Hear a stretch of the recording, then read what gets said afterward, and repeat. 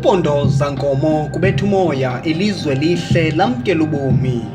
Silusapho, mama, tata, ewe sisi, ukhona ubhuti uze namaqebengwana.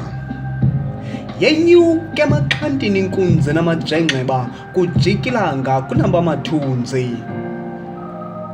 Lasibekele ekhaya kwatshincwina landila izulu ngophanyazo zenkintsika zobomi. Kungongcolazi ndikhangela isitye ebumnyameni andisenabani ndilinikiwe itshongo. Ezitalatweni ayantyontyela amakhwelo ntangandini ndiyintsengibheka kobu butyhakala bempilo.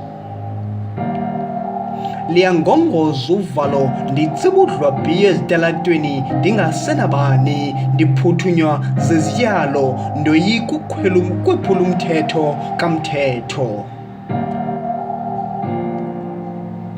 Kwarhatyela kwasisizungu zinzungu zobunzima kwaphela ithemba laphuma ikhwezi. Ngenene mzontsundu ligqekreza liphinde lidlule kukhuluhlaza kuchwayita intliziyo obo bubomi leyo yimpilo. Ngenene akulahlwa mbeleko ngakufelwa ziyafika iinkqwithelo ubomi bubekrakra okwencindi yekhala kwimilebe.